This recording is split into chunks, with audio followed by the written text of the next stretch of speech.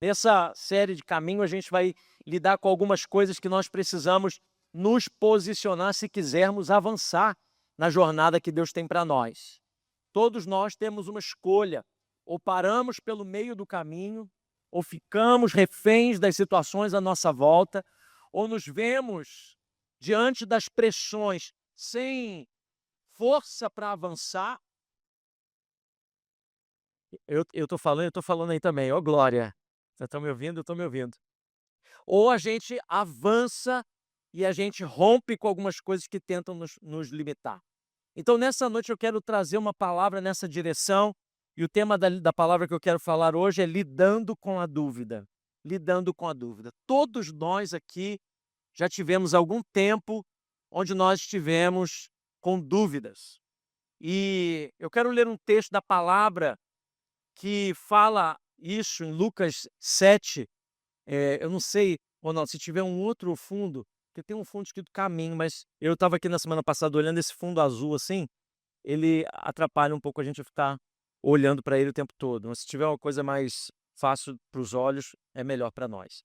Lidando com a dúvida. Lucas 7, versículo 18 a 28. Vamos ler esse texto da palavra que fala a respeito disso. Lucas 7, 18 a 28. Eu vou ler esse texto, depois nós vamos entrar no contexto daquilo que Deus está querendo falar conosco. Lucas 7, 18 a 28.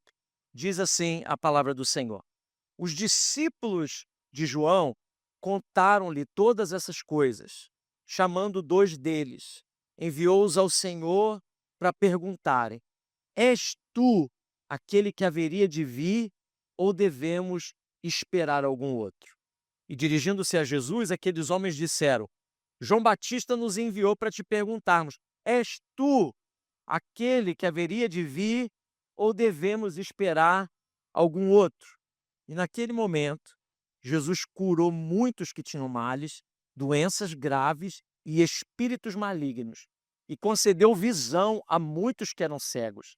Então ele respondeu aos mensageiros: Voltem e anunciem a João o que vocês viram e ouviram.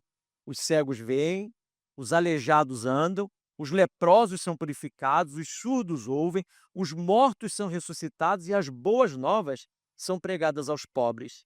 E feliz é aquele que não se escandalizar por minha causa. E depois que os mensageiros de João foram embora, Jesus começou a falar à multidão a respeito de João. O que vocês foram ver no deserto? Um caniço agitado pelo vento? Ou o que foram ver? Um homem vestido de roupas finas? Ora, os que vestem roupas esplêndidas e se entregam ao luxo estão lá nos palácios. Afinal, o que vocês foram ver? Um profeta? Sim, eu lhes digo, e mais que profeta. Esse é aquele a respeito de quem está escrito: Enviarei o meu mensageiro à tua frente. Ele preparará o teu caminho diante de ti. E eu lhes digo que entre os que nasceram de mulher, não há ninguém maior do que João. Todavia, o menor no reino de Deus é maior do que ele. Pai, ajuda-nos, Senhor. Nessa noite nós te pedimos que a tua palavra entre nos nossos corações e possa, Senhor, calar todas as outras vozes que têm falado tão alto dentro de nós. Que a tua palavra entre, Senhor, dentro de nós, trazendo a paz que só a tua palavra pode nos trazer. Que a tua palavra entre dentro do nosso coração, Senhor, e possa tirar, Deus, esse caminho nebuloso. Senhor, essa densa e espessa nuvem, Senhor, que não nos deixa avançar, chamado dúvida. Que o Senhor, em nome de Jesus, Senhor, libere uma palavra sobre nós hoje, Senhor, que direcione a nossa vida, que levante, Pai, aquele que está prostrado, que traga força ao abatido. Deus, que em nome de Jesus as cadeias do medo sejam quebradas pelo poder da tua voz. Que em nome de Jesus, Senhor, a nossa mente seja levada cativa diante do trono do Senhor e que nós saiamos daqui, Senhor, sem sombra de dúvidas, Senhor, caminhando naquilo que o Senhor tem para nós. Espírito Santo, fala ao nosso coração e ministra vida sobre nós. É o que nós te pedimos, em nome de Jesus, e a igreja diz: Amém. Irmãos, em 13 de janeiro de 2018, essa semana eu estava lendo algo muito interessante. 13 de janeiro de 2018, às 8h07 da manhã, todo mundo que tinha um celular lá na Ilha do Havaí. Quem já esteve aqui no Havaí? Quem já esteve no Havaí? Quem quer estar no Havaí um dia? Quem quer? Isso, irmão, você tem que ter por fé, que às vezes é a oportunidade. Se você quiser, Deus vai te levar lá. Mas todo mundo que já estava no Havaí naquele dia, né, dia 13 de janeiro de 2018, às 8h07 da manhã, recebeu um alerta no celular. E o alerta dizia o seguinte: ameaça de míssil balístico em direção ao Havaí. Procure imediatamente um abrigo. Isso não é um teste. Você imagina, irmãos? Naquela hora que aquele pessoal recebeu aquela mensagem, um alerta veio no celular de todo mundo que estava na ilha naquela hora, virou um verdadeiro pandemônio. Todo mundo começou a correr atrás de abrigo, e na ilha não tinha abrigo, não tem bunkers, né, no Havaí, não tem como cavar para fazer nada submerso, não tem shelters, não tem nada. As pessoas, a matéria que eu estava lendo, né, a reportagem falando sobre esse fato, disse que os pais estavam enfiando os filhos dentro de bueiros, procurando as vias fluviais embaixo da terra para ver. As pessoas começaram a se desesperar, todo mundo começou a chorar, todo mundo parou o que estava fazendo, porque a ameaça era muito grande, e próximo daquela época, a Coreia do Norte, que não é tão longe da ilha do Havaí, estava fazendo testes nucleares mesmo, ameaçando lançar todo tipo de míssil. Então aquele alerta veio e por 37 minutos aquele alerta mobilizou toda a ilha, todo mundo que estava fazendo qualquer coisa parou, o desespero foi geral, até que então veio uma mensagem seguinte dizendo: alarme falso, não vai acontecer nada. Agora vamos pensar, né? Quem foi que mandou esse negócio? Tinha que ser mandado embora, gente. O negócio, do mínimo, a pessoa tinha que perder o emprego, né? Para não falar qualquer outra coisa que a gente possa entender. Mas imagina, irmãos, o que aconteceu naquele momento quando aquelas pessoas recebem aquele alarme. Quase 40 minutos, aquelas pessoas viveram como se o fim tivesse chegado. E sabe o que isso significa, ou isso traz para a minha vida e para a sua vida nesse tempo que a gente está falando sobre dúvidas? Que quando a gente não entende o que está acontecendo, a nossa mente ela é muito rápida para trabalhar e a gente começar a construir dentro de nós conclusões. O medo, quando a gente recebe qualquer tipo de informação que nós não sabemos o que fazer com ela, o medo cresce. E a primeira coisa que aparece são dúvidas. Primeira coisa que aparece da nossa mente, a primeira coisa que a gente vai ser tomado na nossa vida são de dúvidas. E é exatamente este o contexto de Lucas 7. Porque aqui, irmãos, algo bem parecido aconteceu com João. João está lá na prisão por conta de ter delatado as coisas que Herodes, as coisas ruins que Herodes tinha feito. Ele tinha ido contra a promiscuidade do rei Herodes, e por isso ele tinha sido preso. Agora ele está na prisão, aquele homem que foi usado por Deus para ser precursor de Jesus, aquele homem que era um homem que pregava a palavra, um pregador cheio de coragem, de ousadia. Ele está na prisão e ele recebe um alerta. Claro, não era no celular, não tinha naquela época, mas ele recebe 2 dos seus discípulos que chegam para ele e eles começam a dizer: olha, João, aquilo que você achava que iria acontecer, não vai acontecer mais, João. Eu não sei se você está sabendo, mas se você tinha alguma esperança de sair da cadeia, eu acho que a tua esperança tem que ser ajustada, porque esse Messias, o teu primo Jesus, que veio para cumprir tudo, ele não está agindo como Messias. Ele não está fazendo o que o Messias veio para fazer. Na verdade, ele não está desbancando Roma. Eu acho que ele não vai te tirar da prisão. Ele tem sentado com os pecadores. Tem até um dos seus discípulos que é cobrador de impostos. Você acredita nisso, João? O negócio está feio. O que a gente pensava ser a solução de todo o problema, parece que agora não é mais. E aí, irmãos, na cabeça daquele grande homem de Deus, daquele homem que era usado pelo Senhor de uma forma tão poderosa, surge uma pergunta que no lugar de coisas que ele tinha tanta certeza. Eu não sei se você já teve algo assim. Todos nós, em algum momento da nossa vida, A gente já teve coisas que aconteceram conosco, situações que a gente tem que lidar, notícias que chegam até nós, quadros que nós temos que enfrentar, que colocam algumas perguntas dentro da nossa cabeça. Onde antes a gente tinha total segurança, onde antes a gente tinha certezas absolutas, vem coisas, irmãos, que nos chacoalham e a gente começa a perguntar: onde é que está Deus? Por que a minha oração não está sendo respondida? Ora, eu estou buscando a Deus, eu estou orando, eu estou jejuando, eu estou vivendo certo, mas as coisas que parecem que precisavam melhorar só pioram. Parece que às vezes, irmãos, algumas coisas que a gente vai agir na nossa vida não trazem para nós o resultado que a gente está esperando. E aí, irmãos, a gente começa a ser tomado por dúvida. Já aconteceu isso com você? Já aconteceu isso na sua vida? Talvez você esteja aqui nessa noite, ou me ouvindo pela internet, ou assistindo essa programação em algum momento dessa semana, e você está cheio de dúvidas. E você está com a sua mente bombardeada de perguntas que às vezes não tem resposta. Eu vim aqui, irmãos, como profeta de Deus nessa noite, dizer algo para você: você não está sozinho. Você não está sozinho. Dúvidas, elas são bem-vindas. As dúvidas, alguém já disse que a dúvida não é o contrário da fé. Pelo contrário, a dúvida só mostra que nós estamos pensando. A dúvida é sinal de que ainda estamos vivos. Enquanto estivermos aqui nessa vida, vão existir coisas que são maiores do que nós, e são coisas que nós não temos as respostas, mas nós servimos a um Deus que tem todas as respostas. E nessa noite eu quero trazer diante desse texto 4 passos para nós de como lidar com a dúvida, como que Jesus ajudou João nesse tempo. E nós, nesse momento da nossa existência, no momento que estamos vivendo como nação, no momento que você está passando aí na sua casa, nas notícias que nós temos ouvido, como nós lidamos com a dúvida quando a vida não faz sentido? Como que eu e você lidamos com a dúvida?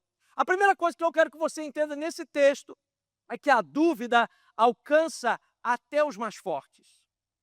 A dúvida não é, irmãos, algo que só está reservado àqueles que são fracos espiritualmente. Eu quero tirar dos seus ombros um peso que às vezes, por conta da religiosidade, por conta de coisas erradas que nutrimos dentro de nós pensamos ou às vezes avaliamos que uma pessoa em dúvida, ela é fraca. Não! Na verdade, irmãos, sabe, a dúvida aparece justamente na vida de pessoas que caminham profundamente com Deus. Porque enquanto nós estamos vivendo nessa terra, enquanto nós estivermos nesse mundo falível, em coisas que nós não conseguimos discernir a olhos nus, nós precisamos olhar com olhos espirituais, muitas dúvidas vão surgir sobre nós. Olhe para a vida de João. João não é um homem considerado fraco espiritualmente. João não era um discípulo comum, ele foi aquele que preparou o caminho para Jesus. Ele foi quem declarou lá no dia do batismo, você lembra quando Jesus foi se batizar? Ele olha para Jesus e diz: eis o Cordeiro de Deus que tira o pecado do mundo. Que revelação! Esse homem sabia quem Jesus era no seu íntimo. Foi ele, irmãos, que diante daquele quadro de mergulhar Jesus e trazê-lo de volta da água, ali o céu se abriu, uma pomba de a forma corpórea do Espírito Santo veio sobre Jesus, e então uma voz do céu diante de João diz: esse é o meu filho amado em quem eu tenho muito prazer. Quanta revelação, irmãos! João tinha sido exposto a verdades grandiosíssimas da palavra, mas agora João está numa situação difícil. João tinha delatado o erro de Herodes. Herodes tinha casado com a sua cunhada, pegou a esposa do seu irmão, levou para casa, fez tudo aquele negócio. Lembra daquela história? Chegou lá naquela grande festa, a filha da mulher dança para ele, e aí Herodes, já levado por aquela dança, fala para ela: tudo que você me pediu eu te dou. Então aquela mulher que se sentia coagida com a denúncia de João Batista, diz para ele: pede a cabeça de João Batista. Então Herodes manda prender João Batista, manda acabar com a vida dele. João está ali na prisão agora, irmãos, em Lucas 7, e ele está isolado. Talvez está esperando essa sentença que viria para acabar com a sua vida, e naquele ambiente de silêncio, naquele ambiente de sofrimento, naquele ambiente de incerteza, ele começa a entreter algumas dúvidas na sua cabeça. Porque é bem assim, irmãos. Eu não sei você, mas nos momentos de silêncio, nos momentos de transição, nos momentos que nós não entendemos algumas coisas à nossa volta e a incerteza se torna algo tão comum no nosso dia a dia, a gente corre um grande risco de começar a entreter dúvidas no nosso pensamento. Uma pergunta começa a surgir na cabeça de João Batista: será que eu estava certo? Será que era isso mesmo? Será que Jesus era realmente o Messias que ele disse que ele seria? Muitas perguntas começam a surgir. Então João, quando recebe aqueles dois dos discípulos, ele ouve todo aquele relato sobre Jesus, de tudo que Jesus estava fazendo, e ele manda então os discípulos voltarem para Jesus e fazerem uma pergunta. Você viu lá no texto? A pergunta para Jesus era: você realmente é o Messias que deveria vir, ou a gente ainda deve esperar por outro? Os discípulos, ele diz isso para os discípulos: vai lá e pergunte para Jesus, você é o Messias que deveria vir, ou a gente precisa ainda esperar outro? Perceba, irmãos, há algo profundo aqui. Esse homem que apresentou o Messias ao mundo, esse homem que foi precursor, ele foi usado por Deus para ser aquele que abriria o caminho para a chegada do Messias. Agora, meu irmão, está lutando com dúvidas fundamentais. Ele está lutando com coisas elementares. João já devia ter passado dessa época, mas por conta do momento que ele está vivendo, ele começa a nutrir perguntas dentro da sua mente, e isso revela algo muito importante para nós. A dúvida pode alcançar até as pessoas mais fortes. A dúvida alcança todos nós. E, na verdade, quando a gente olha para a palavra de Deus, a gente vai ver que isso não é algo muito isolado. Todos os grandes homens de Deus enfrentaram momentos de profunda crise espiritual. Olhe para Moisés. Nós estamos em casa, nós estamos lendo, fazendo a leitura bíblica anual, e nós estamos no livro de Números. Irmãos, orem por nós, que está difícil passar. Nós já, nós já saímos, pelo menos já terminou, né? A gente começou Levíticos, né? A gente terminou Levíticos, glória a Deus por isso. Aí agora a gente está em Números, terminando Números essa semana, em nome de Jesus, entrando em Deuteronômio. Oh, continue orando, irmãos, porque prender a atenção dos nossos filhos e sentar com eles e ler tudo isso, a gente tem que criar todo um esquema para que eles se mantenham engajados. Mas nós estávamos olhando lá em Números, no capítulo 11, quando Moisés, o grande Moisés, o libertador, quando ele se vê tomado de uma fadiga, de perguntas, de pessoas, de crises à sua volta, Números 11, 14 e 15, ele diz assim: Senhor, eu não posso levar todo esse povo sozinho, essa responsabilidade é grande demais para mim. Se é assim que o Senhor vai me tratar, pode me matar, Senhor. Mata-me agora mesmo.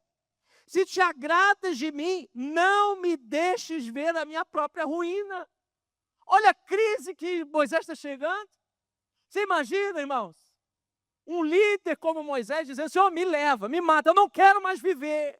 Para mim acabou, eu estou debaixo de tanta pressão, que esse homem chega a dizer isso. Elias, você lembra do profeta? Ele luta contra 450 profetas de Baal. Elias ora uma oração curta, o fogo cai do céu, lambe aquele holocausto, o sacrifício, o altar, o povo todo se curva, só o Senhor é Deus, os profetas são mortos. E aí, irmãos, vem uma vozinha de Jezabel, um recado, uma mensagem de WhatsApp no segundo dia. Quem já teve um WhatsApp de Jezabel assim, irmãos? Uma mensagem curta que vem, que abala a nossa história. E aí Jezabel diz para ele: olha, o que você fez com os profetas ontem, eu vou fazer com você hoje. E o que dá com aquele homem, irmãos? 1 Reis 19:4, você vai ver. E entrou no deserto, dizendo de Elias, caminhando um dia, chegou a um pé de Gieste, sentou-se debaixo dele e orou pedindo a morte. Já tive o bastante, Senhor, tira a minha vida. Não sou melhor que os meus antepassados. Como assim, Elias? Você acabou de sair de um momento de vitória espiritual, de coisas grandiosíssimas que Deus tinha feito, e agora você está sentado debaixo de uma árvore dizendo: leva a minha vida, Senhor. Eu não sei mais para quê. Chega, para mim acabou, não vai dar mais em nada. Olha o apóstolo Paulo em 2 Coríntios, no capítulo 1, versículo 8, diz assim: irmãos, não queremos que vocês desconheçam as tribulações que sofremos na província da Ásia, as quais foram muito além da nossa capacidade de suportar, ao ponto de perdermos a esperança da própria vida. É o apóstolo Paulo que está dizendo isso aqui. Ele está dizendo: eu carreguei coisas que eu não tinha condição de carregar. Será que alguém aqui nessa noite já pensou isso? Senhor, está difícil demais carregar isso aqui. Eu não tenho condição de continuar aguentando esse peso. Parece que eu vou sucumbir. Irmãos, eu gosto tanto do livro de Salmos. Você já me ouviu dizer isso milhões de vezes aqui, eu vou sempre dizer isso. O meu livro favorito da Bíblia qual que é? Meu livro favorito é Salmos. Eu gosto do livro dos Salmos. Eu gosto do livro dos Salmos, mas se tem algo verdadeiro no livro dos Salmos, é que metade dos Salmos que Davi escreve, elas são orações de um homem confuso, de um homem angustiado, de um homem zangado com Deus. Eu gosto, olha o que diz lá no Salmo 10:1. Olha a ousadia de Davi que chega diante do Senhor e diz assim: Senhor, por que estás tão longe? Por que te escondes em tempos de angústia? Olha Davi se colocando no lugar: Senhor, o Senhor está se escondendo? O Senhor está indo para onde? O Senhor está se colocando atrás do quê? Por que o Senhor está tão aí escondidinho nesse tempo? O Senhor não está fazendo nada? O Senhor não está vendo o que está acontecendo comigo? Olha Salmo 13, versículo 1, diz assim: até quando, Senhor? Para sempre se esquecerás de mim? Até quando esconderás de mim o teu rosto? Irmão, você já percebeu algo incrível nos Salmos? Eu amo os Salmos. Por que eu amo os Salmos? Porque Deus deixou colocar isso lá na Bíblia. Deus permitiu, falou: coloca isso aí, escreve isso aí, deixa isso aí. Porque está permitido, está liberado. Você não precisa fingir uma coisa que você não está vivendo. É verdadeiro, coloca isso aí. Porque isso talvez nem pareça espiritual, mas na verdade, irmãos, Deus deixou essas orações serem registradas, porque Deus está dizendo para nós: é permitido sim trazer as suas dúvidas para mim. É permitido você entrar em momentos que não há mais saída, a não ser você dobrar os teus joelhos, levantar a tua voz e correr para mim. É permitido você dizer para mim: não tem sentido, eu não estou entendendo nada. Senhor, eu não gosto disso que está acontecendo. Ah, meu Pai, me socorre. É permitido, irmãos. Mas presta atenção, o problema não é a gente ter dúvidas. O problema é levar essas dúvidas para longe de Deus, ao invés de trazê-las para Deus. O problema, irmãos, que nós precisamos é que muitas vezes, quando a gente tem dúvidas, a gente se afasta do Senhor. A gente começa a tentar fazer sentido com as próprias faculdades mentais. Davi não reclamava contra Deus, ele reclamava para Deus. A gente só está ouvindo o que ele está dizendo aqui. Até Jesus, irmãos. Olhe para Jesus lá na cruz. Quando Jesus está pregado, ele ora bem alto e diz: Eli, Eli, lama sabachthani, que significa o quê? Meu Deus, por que me desamparaste? Note que Jesus em nenhum momento faz a sua reclamação para qualquer outra coisa, ele começa dizendo: meu Deus, meu Deus. As nossas reclamações, as nossas dúvidas, elas são permitidas, porém, irmãos, a gente precisa entender que há uma grande diferença entre dúvida e incredulidade. Há uma grande diferença entre essas duas coisas. Por quê? Porque a dúvida é uma questão da mente. Ela surge quando nós não estamos entendendo aquilo que Deus está fazendo, mas a incredulidade é uma decisão da vontade. Entenda isso, a dúvida diz: Senhor, eu não estou entendendo. Mas a incredulidade diz: Senhor, eu não acredito. A gente tem que ter muito cuidado de não cruzar uma linha, porque uma dúvida que é levada para longe de Deus, ela se torna incredulidade. Ela pode endurecer o nosso coração e fechar portas que não nos deixam avançar. A dúvida faz perguntas para Deus, mas a incredulidade fecha os ouvidos para Deus. A dúvida não diz que o homem perdeu o juízo, só fala que o homem é um ser pensante, porque a dúvida pode visitar a fé, mas a incredulidade expulsa a fé. Sabe, irmão, João não estava rejeitando Jesus aqui, ele estava tentando entender Jesus. É o Senhor ou devemos esperar por outra pessoa? Sabe, irmãos, tem muita gente aqui nessa noite que ama Deus. E tem muita gente aqui sofrendo com coisas que não estão fazendo sentido para você agora. Você já orou, você já jejuou, você buscou santidade, e mesmo assim as coisas não têm se mobilizado. E às vezes, irmãos, ao invés de melhorar, as coisas só têm piorado. Então, irmãos, algumas coisas estão surgindo no coração de tantas pessoas nesses dias. Mais do que nunca eu tenho sentado com irmãos durante a semana, recebido ligações, ouvido mensagens, entendido alguns corações que têm sofrido com tantas coisas, dizendo: Deus, onde que o Senhor está no meio disso tudo? Se você está passando por isso, irmãos, eu quero que você entenda a primeira coisa nessa mensagem: você está em boa companhia. Tem muita gente passando isso também que você está passando. Você não está sozinho. As coisas estão difíceis mesmo. As coisas estão à nossa volta sem explicações. Nós não temos que ter explicações para tudo. Deixa eu dizer uma coisa, eu tenho ouvido tanta gente: pastor, por quê? Porque eu não sei. Eu não tenho resposta. A única resposta que eu tenho é que existe um Deus que está sentado no seu alto e sublime trono, de que Ele olha por nós e que Ele ama a nossa vida e que os planos dele são muito maiores do que os nossos.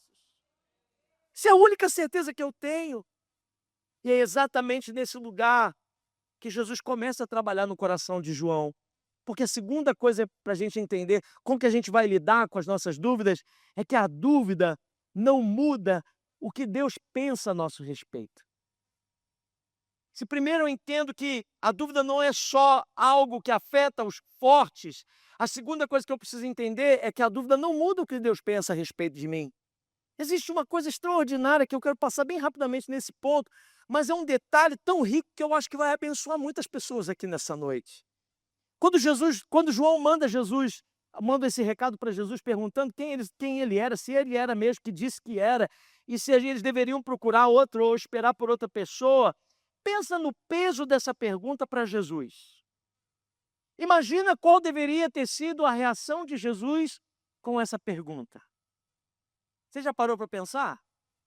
João, seu parente, seu amigo, seu precursor, aquele que tinha andado com ele, que tinha anunciado as suas grandes obras, agora vem e é questionado se ele é realmente o Messias? Pensa, irmãos, João aqui não está fazendo uma pergunta teológica, ele está basicamente dizendo: Jesus, eu acho que eu me enganei a teu respeito. Jesus, eu acho que tu não é tudo aquilo que tu falou que eras. Eu não acho que o Senhor pode tudo aquilo que o Senhor disse que pode. Eu acho que tem alguma coisa de errado. Senhor, eu não estou acreditando. Agora imagina a cena, os discípulos de João, eles vêm e fazem essa pergunta para Jesus, e Jesus tinha toda desculpa de ficar como, irmãos? Feliz com essa pergunta? O que você faria? Vamos colocar agora pertinho da gente. Oh, você diz, como é que é esse negócio? Alguém vem e te confronta na frente de todo mundo. Você é mesmo o Messias ou a gente deve esperar por outra pessoa? Porque você não está agindo como Messias. Você não está fazendo o que a gente acha que você deveria fazer. Jesus poderia ter ficado irado. Jesus poderia ter respondido assim: "Que João perguntou isso aí? João comeu foi muito gafanhoto no deserto, ficou maluco. João está pensando que é o quê? Está lá preso, ele já sabia que ele deveria fazer isso, e ele poderia soltar os cachorros em cima de João, não é verdade? Ele poderia ter falado tudo, João perdeu o rumo, João está confuso, João está em crise. Ele poderia ter exposto as fraquezas de João, mas Jesus faz exatamente o oposto. Eu amo Jesus, irmãos. Eu amo Jesus.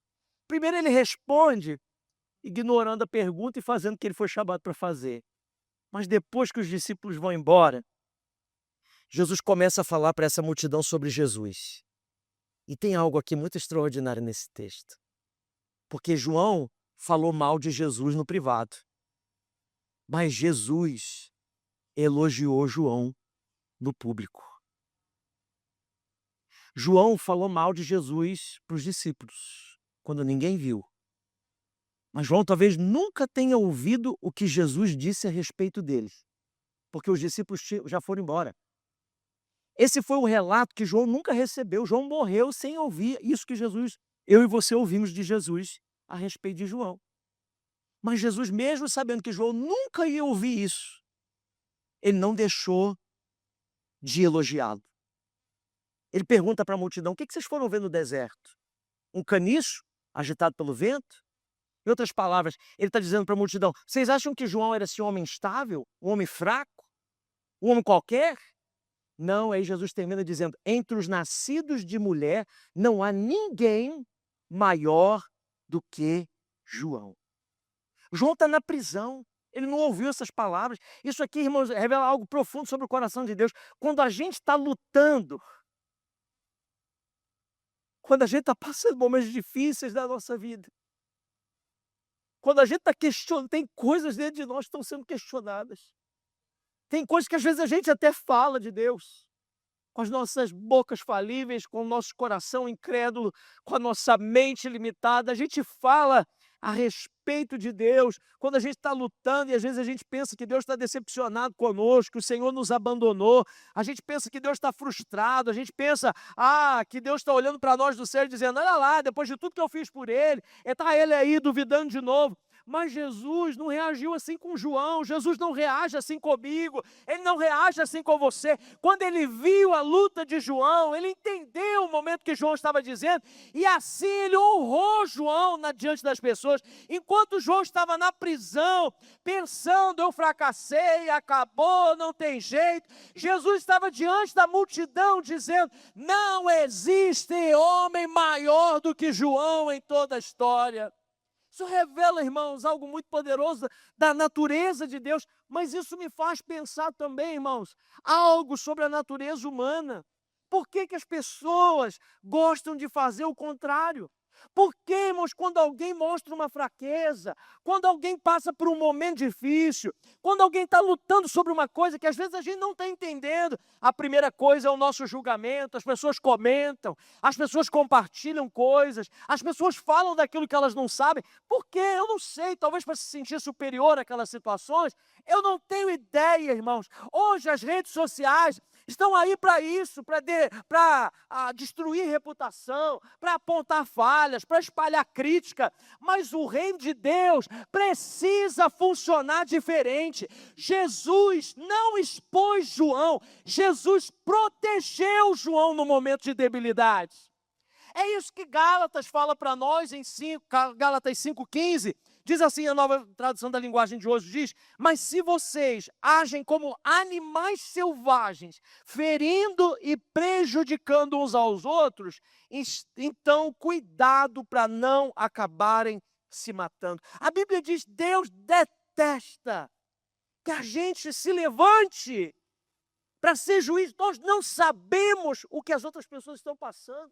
Nós não sabemos a história por completo. Nós não temos, irmãos, o assento de juiz sobre a nossa vida. Deus não se agrada quando a gente usa a fraqueza dos outros para se sentir superior. É muito mais fácil criticar do que honrar. É muito mais fácil destruir do que construir. Mas Jesus nos ensina aqui que no momento de dúvida, nós precisamos proteger uns aos outros. A igreja é esse lugar. A igreja é um lugar de proteção. Não é um lugar onde nós vamos ficar coniventes com aquilo, com os erros das pessoas. Não, porque aqui é um lugar de correção. Aqui também é um lugar onde nós nos pautamos pela palavra de Deus, não aquilo que nós achamos. Mas a palavra traz para nós amor, a palavra traz para nós longanimidade, a palavra traz para nós paciência, a palavra traz para nós um coração que precisa olhar além do natural. Deixa eu dizer uma coisa para você, meu irmão. Talvez aqui nessa noite está uma verdade poderosa para nós. Talvez você esteja passando um momento de luta espiritual. Eu sinto de Deus, eu escrevi isso aqui porque eu tenho certeza que essa palavra vai falar com alguém nessa noite. Talvez você tenha dúvidas que ninguém conhece. Talvez você pensa que decepcionou Deus em muitas coisas. Mas saiba de uma coisa, eu quero trazer uma palavra de consolo ao teu coração. Jesus não fala mal de você. Jesus não expõe você. Jesus não cancela você. Pelo contrário, a Bíblia diz que Ele é o nosso advogado fiel. Enquanto o inimigo acusa, Jesus intercede. Enquanto o inimigo tenta destruir, Jesus nos defende. E é isso que nos leva a uma pergunta tão importante, irmãos. Quando Jesus pergunta para aquela multidão, o que vocês foram ver no deserto? Ele está perguntando, o que vocês pensam sobre João? Qual é a sua opinião sobre João? Mas hoje existe uma pergunta muito maior hoje para nós aqui. O que Jesus pensa sobre nós? Porque no final da história é isso que importa. Eu vim aqui dizer para você que o que importa não é o que as pessoas estão dizendo, o que importa é o que Jesus pensa ao teu respeito. E isso ele diz para nós em Jeremias 29:11, porque eu sei os planos que tenho para vocês, diz o Senhor, são planos de bem, não de mal, para lhes dar o futuro pelo qual vocês anseiam.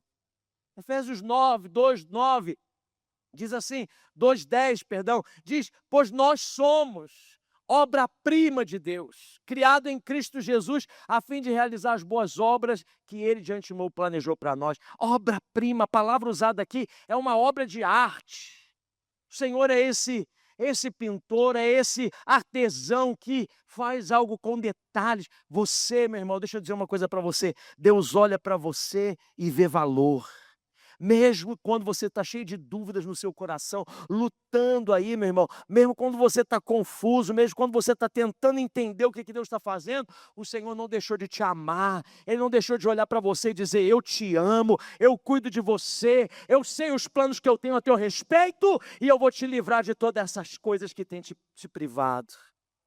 Essa é a palavra de Deus para alguém nessa noite. Terceira coisa que eu preciso entender, como que eu lido com isso?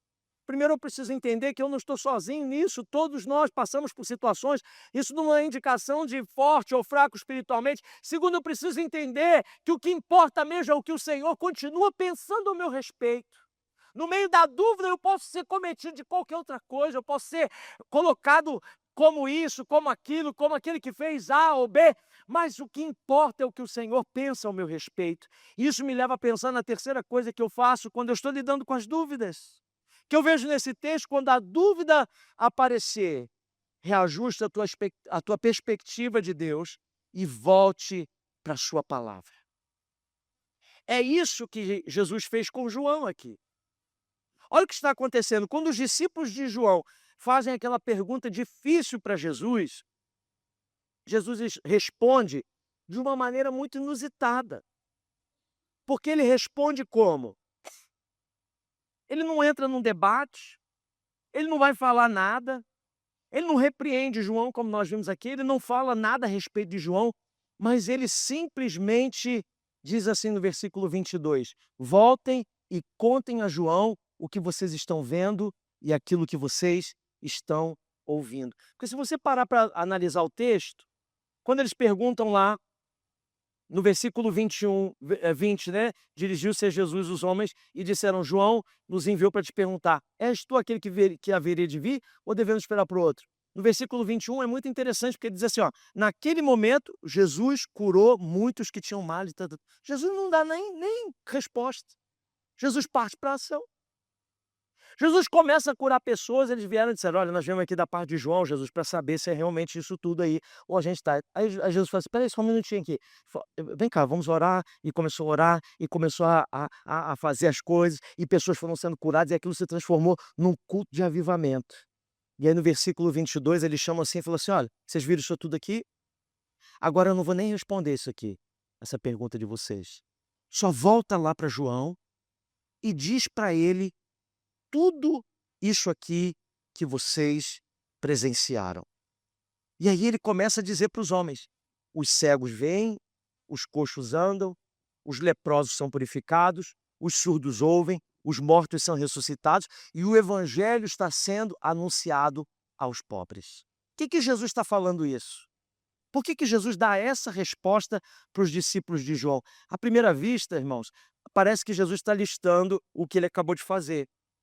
Mas, na verdade, se você for olhar o original do texto, você vai ver que Jesus usa expressões do que a palavra no Antigo Testamento trazia e eram menções das passagens messiânicas. Jesus está respondendo aos discípulos de João com fragmentos das passagens messiânicas. Você vai ver que no Velho Testamento, no livro de Isaías, por exemplo, você vai ver vários capítulos do livro de Isaías que são capítulos messiânicos, que estão falando de Jesus lá no Velho Testamento.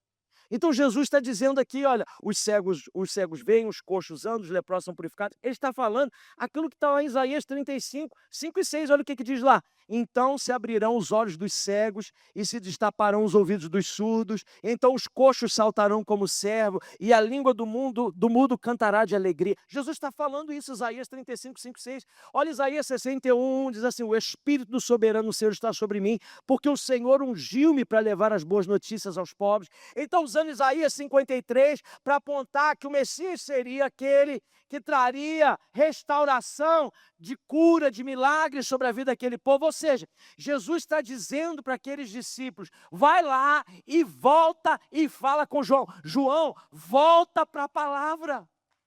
João, volta para aquilo que as Escrituras diz ao meu respeito. Sabe por quê, irmãos? Quando a gente é tomado por dúvidas e situações são maiores do que nós, a gente se torna míope espiritual, porque a gente está vendo aqui, ó, de pertinho. A gente não consegue mais enxergar o todo daquilo que Deus está fazendo. João estava esperando, como os outros discípulos também estavam esperando, que Jesus fosse levantado como um guerreiro, como um rei que viria, que destronaria Roma, que faria uma guerra política. Mas Jesus está dizendo: não, não, não. A Bíblia sempre foi clara. A primeira vinda de Jesus, ele viria como um humilde bebezinho, nascido na manjedoura, criado por pais que o dedicavam ao Senhor, que ele viria, ensinaria, morreria naquela cruz por nós, e ao terceiro dia ele ressurgiria para pagar todos os nossos pecados. Essa seria a primeira vinda. Na próxima vinda, na segunda vinda, se prepare, porque aquele que vem no seu cavalo branco, na sua coxa está escrito Rei dos Reis e Senhor dos Senhores. Com o sopro da sua boca, ele vai destronar todo ser que se sente dono desse mundo. Ele vem para reinar, mas na primeira vinda não. Ele está dizendo: João, você pregou a palavra. João, você conhece a palavra. João, você ensinou isso para muita gente. João, volta para a palavra. Quando as dúvidas vierem no nosso coração, a primeira coisa que nós precisamos fazer é reajustar a nossa expectativa a respeito de Deus. Às vezes, irmãos, a gente não consegue enxergar, porque a gente está esperando que Deus faça o que a gente quer que Ele faça.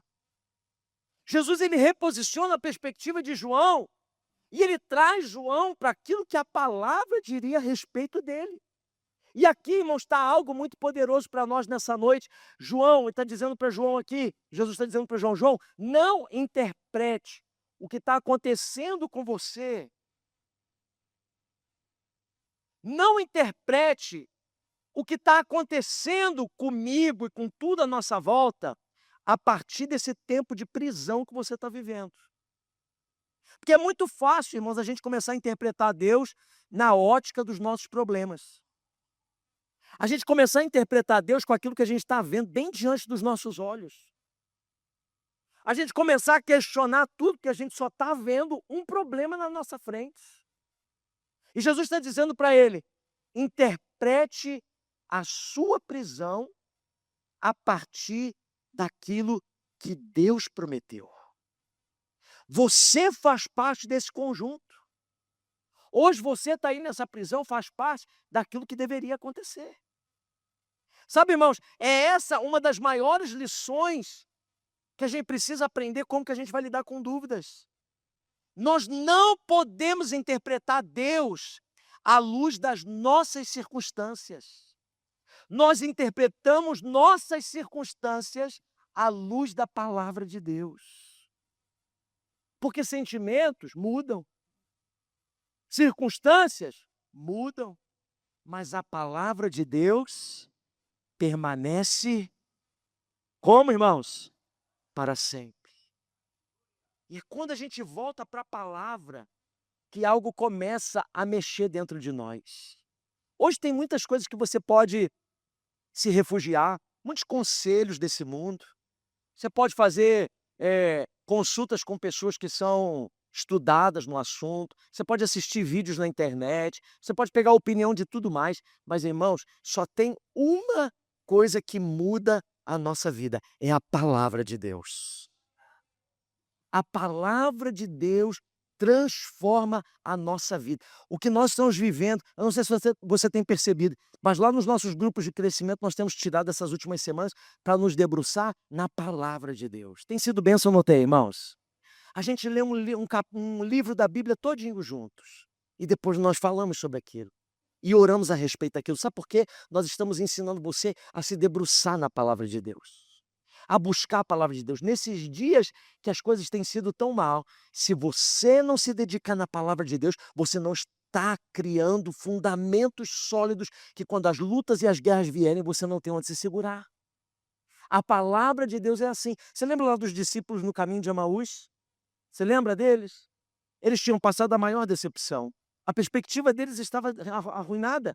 O mestre que disse que viria para salvar a humanidade, que vinha para resgatar o povo de Israel, agora estava pregado naquela cruz, todo mundo tinha ido embora.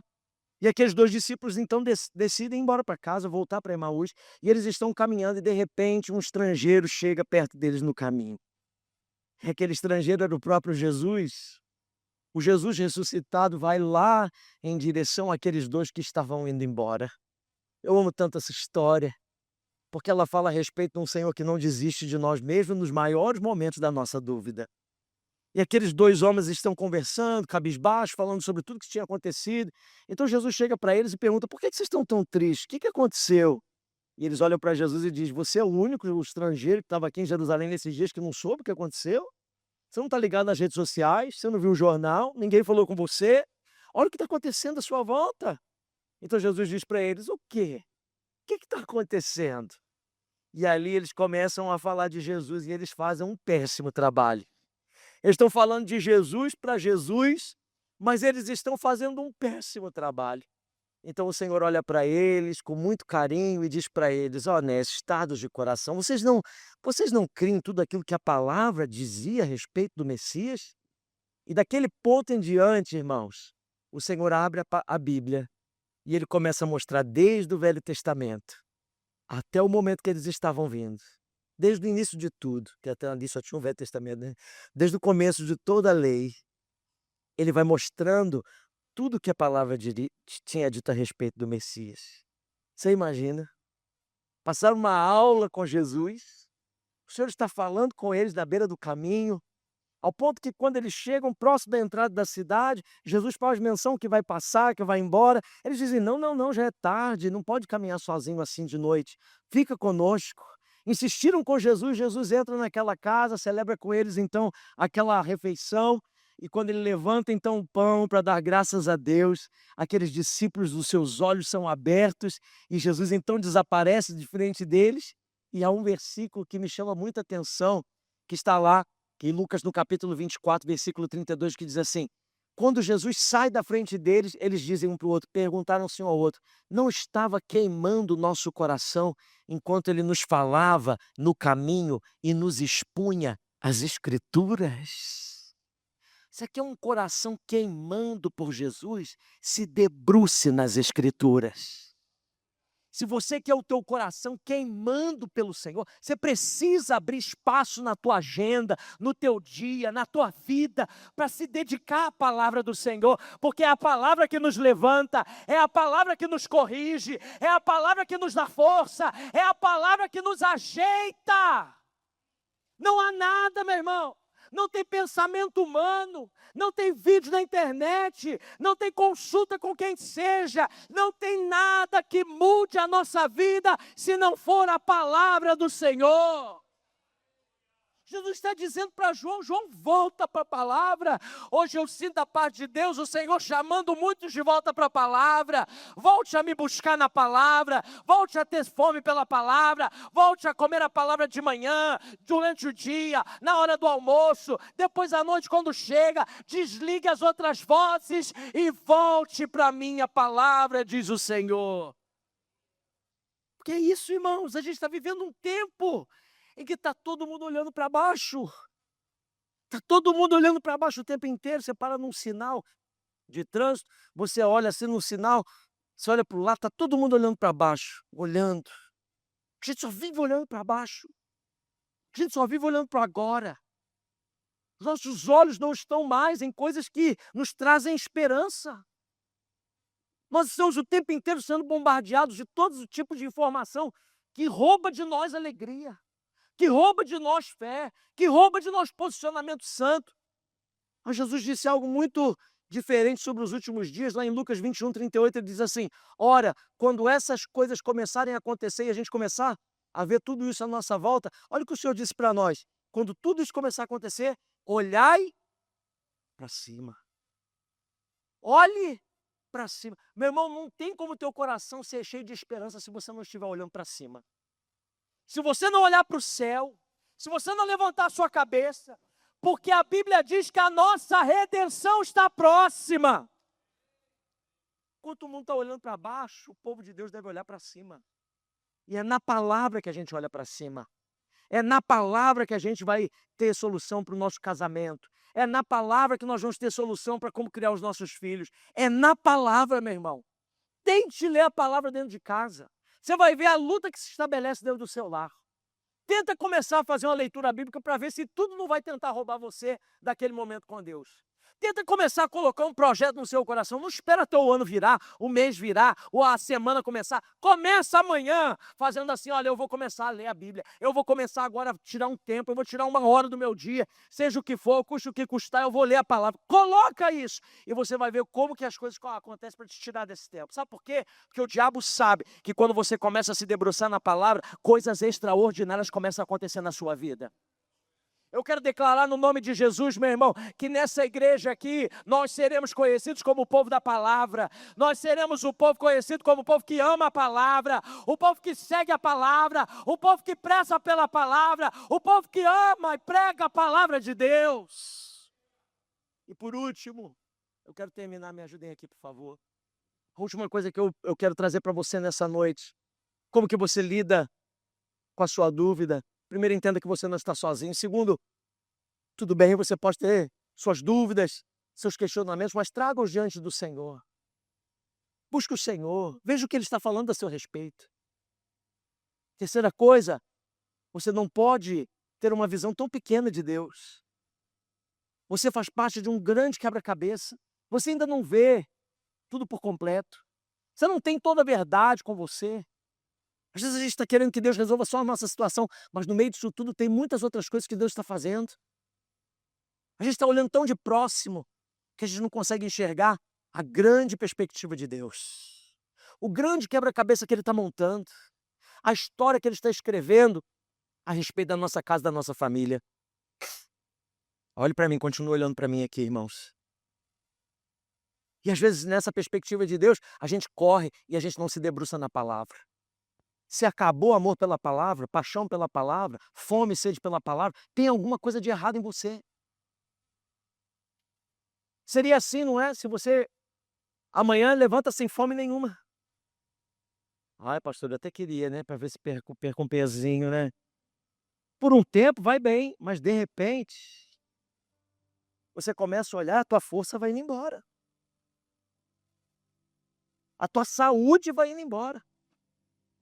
Ficar sem comer não é a solução. Todo mundo que perdeu fome, pode até ser, hoje está na moda, né, vou tomar injeção tal, tá o irmão Jário está visitando pessoas aí, e é bênção, tem que cuidar da saúde mesmo. Mas se você passa a vida inteira sem fome, você morre. Tem alguma coisa de errado na vida espiritual. Tem gente que não tem fome mais pelas coisas do Senhor. E você está achando que está tudo bem? Não, tem alguma coisa ruim. Tem alguma coisa má. As tuas dúvidas já viraram incredulidade. Teu coração já endureceu diante do Senhor. Ao invés de vida, você está se alimentando de morte. Irmãos, a gente precisa voltar para a palavra. Mas a última coisa que eu quero trazer para você nessa noite é que você não pode deixar com que a sua dúvida se torne um tropeço na sua fé. Depois que Jesus responde a João, Jesus acrescenta uma frase muito profunda aqui. Lucas 7:23 diz assim: feliz é aquele que não se escandaliza por minha causa. Jesus está dizendo aqui, João, eu sei que você está vivendo tudo isso, mas não deixe que aquilo que você não entende se torne um tropeço na tua caminhada de fé. João, não se desvia. João, não volta atrás. João, não procure atalho. João, permaneça no caminho. Porque as dúvidas, irmão, vão tentar tirar você do caminho. As dúvidas vão tentar tirar você do projeto de Deus. As dúvidas vão tentar parar você onde você está agora. A palavra escandalizar aqui, ela carrega a ideia de tropeçar, de se ofender, de abandonar o caminho. Ele está dizendo, feliz é aquele que não se escandaliza por minha causa. É aquele que não deixa de caminhar por minha causa. É aquele que não se limita, não abandona, não se ofende por minha causa. Irmãos, ao longo da minha história, eu já vi muita gente permanecer no curso mesmo diante das dúvidas. E eu já vi muita gente se desviar do percurso diante das dúvidas. Alguns perseveram até o fim. Outros desviam justamente nos momentos que deveria ser uma virada de chave na sua história. A gente vê que aquela situação que veio na vida daquela pessoa era o que faltava para ela conhecer Jesus de uma forma mais profunda. Era o que faltava para virar a chave de uma vida totalmente entregue a Ele. Era quando aquela pessoa não tinha mais solução, a não ser se entregar por completo a uma vida de fé. Dizer, eu creio no Senhor por completo. Mas é diante dos grandes desafios que muita gente pisa no freio. Muitas pessoas dão passos para trás. A Bíblia diz em 1 Coríntios 13:12, diz assim, olha, o que agora vemos é como uma imagem perfeita num espelho embaçado. Mas depois, nós o veremos face a face. Tudo que eu sei agora é como um espelho embaçado, eu não estou vendo direito. Mas eu continuo prosseguindo. Eu não estou entendendo, mas eu continuo andando para frente. Eu tenho dúvidas que chegaram no meu coração, mas eu não entretenho esses pensamentos, eu continuo, porque um dia eu vou ver face a face. Agora, o meu conhecimento, olha o que o apóstolo Paulo está dizendo, o meu conhecimento é o que, irmãos? Imperfeito. Diga comigo, imperfeito. Seja um instrumento de Deus para essa pessoa do seu lado, diga para ela assim, tudo que você sabe ainda não é tudo. Você pode falar isso para alguém? Outra pessoa agora? Fala para ela, tudo que você sabe ainda não é tudo.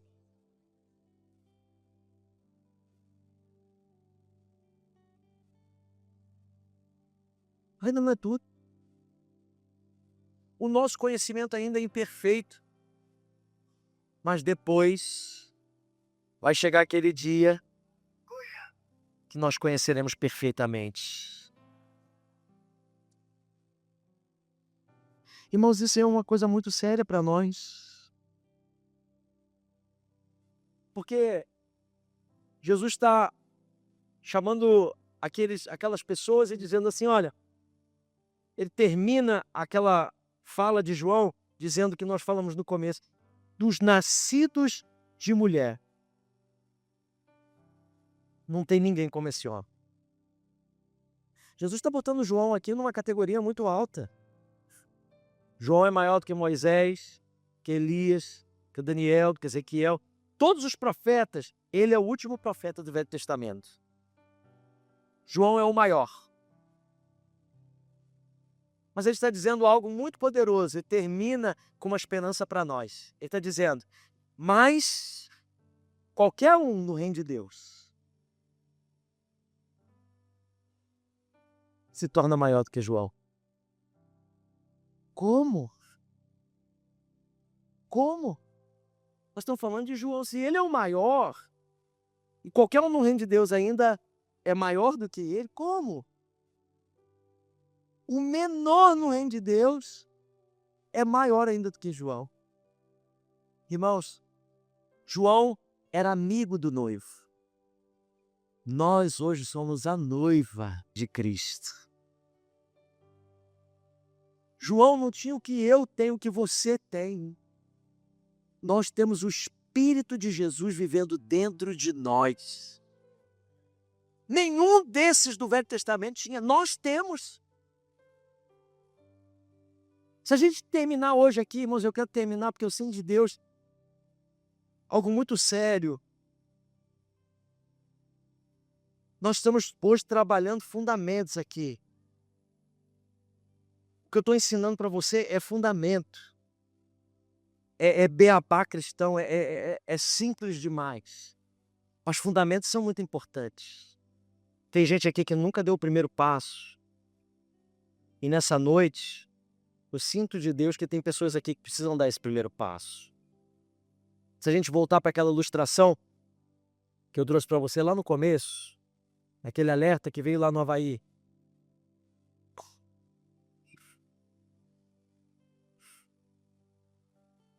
Um míssil vai cair na sua cabeça. Corra e salve. O que a gente corre para fazer? O que tem valor quando a gente recebe uma notícia dessa? O que passa a ser o centro da nossa vida? Tudo diante disso passa a ser muito pequeno. Irmãos, nós temos uma sentença. O pecado deixou um alvo na nossa mente. E um dia, se nós não estivermos em Cristo, realmente não terá solução para nós. Mas aquele que está em Cristo é nova criatura. As coisas velhas já passaram, eis que tudo se faz novo.